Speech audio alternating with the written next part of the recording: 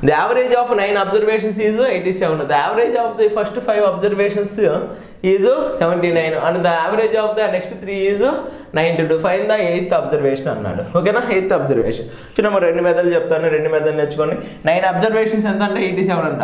The average of first 5 observations యొక్క average ఎంత 79 అంటే some of the 5 observation ఎంతమో 5 into 79 కదా.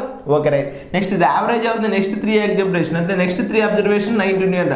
Some of the next 3 observations 3 into 92. Next one అయిపోయింది 5 + 3 8 అయిపోయింది.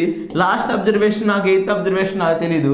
Divided మొత్తం ఎన్ని అబ్జర్వేషన్స్ 9 5 + 3 + 1 9 అబ్జర్వేషన్ యొక్క యావరేజ్ ఎంత అంట 87. సో మన సొల్యూషన్ చేస్తే ఆన్సర్ అనేది సింపుల్గా వస్తుంది. సో ఎంత మా answer equal to 2 3s and 9 and 5 plus 6 127 plus x is equal to 87 into 9.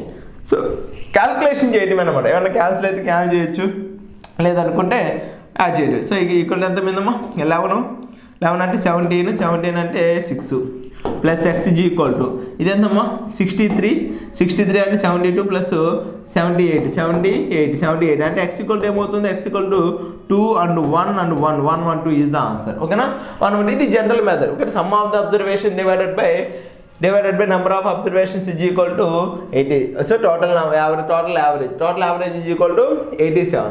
So 87 is the answer. Okay na next problem చూద్దామా. Problem number 3 చూద్దామా. The average of 9 observations is equal to 87. Okay na. So ఇది ఇంకో మెథడ్లో చేద్దాం.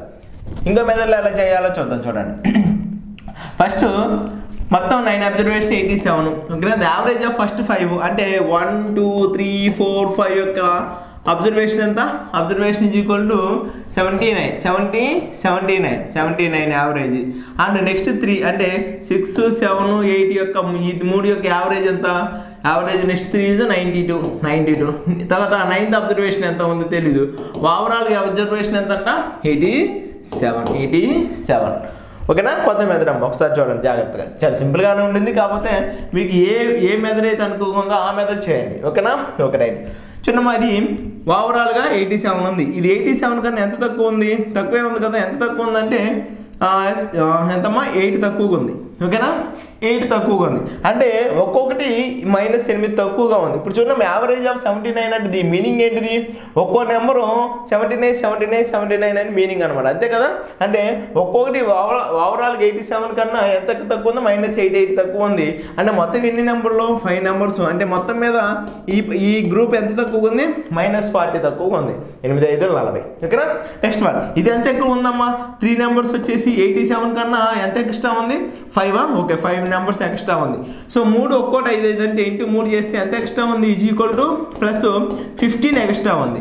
అంటే ఓవరాల్గా ఎంత తక్కువ ఉంది, ఇది -40 ఇది +15 అంటే రిమైనింగ్ -25 తక్కువగా ఉంది. సో ఈ 8 నెంబర్లో ఓవరాల్గా ఎంత తక్కువగా ఉంది, -29 తక్కువగా ఉంది. అంటే ఈ 29 ఎక్కడ ఉండాలి, ఖచ్చితంగా మొత్తం మీద 87 ఉండాలండి. ఇది యాక్చువల్ 87 ఓవరాల్గా అంటే 25 తక్కువగా ఉంది. అంటే దీంట్లో ఎక్స్ట్రా 25 ఉంటేనే కదా చూద్దాం ఇక్కడ -5 వచ్చి -25. ఈ -25 వీళ్ళకి తగ్గిందంటే ఈ గ్రూప్లోకి ఈ 25 ఎక్కడ ఉండాలి, 9 అనే అబ్జర్వేషన్ దగ్గర ఎక్స్ట్రా ఉండాలి. 87 కన్నా ఎక్స్ట్రా ఉండాలి. అంటే ఎంత వచ్చిందమ్మా 112 ఈజ్ ద ఆన్సర్. అర్థమైందా చిన్న సింపుల్. ఇక్కడ నా 5 అబ్జర్వేషన్స్ ఫైండ్ అవుట్ చేశాను, 3 అబ్జర్వేషన్ ఫైండ్ అవుట్ చేశాను. ఇద్దరి మధ్య డిఫరెన్స్ ఒకవేళ ప్లస్ ఉందనుకోండి అంటే వీళ్ళ దగ్గర 8 మంది దగ్గర 87 కన్నా ఇంకా ఎక్స్ట్రా ఉన్నట్టయితే అంత తీసేసేవాడిని. ఓకేనా ఇక్కడ 8 మందికి 87 కన్నా ఎంత తక్కువ ఉంది, 25 తక్కువ ఉంది. ఆ 25 అనేది అంటే 9th అబ్జర్వేషన్లో ఉండాలని మీనింగ్ అనమాట. ఓకేనా ఓకే రైట్.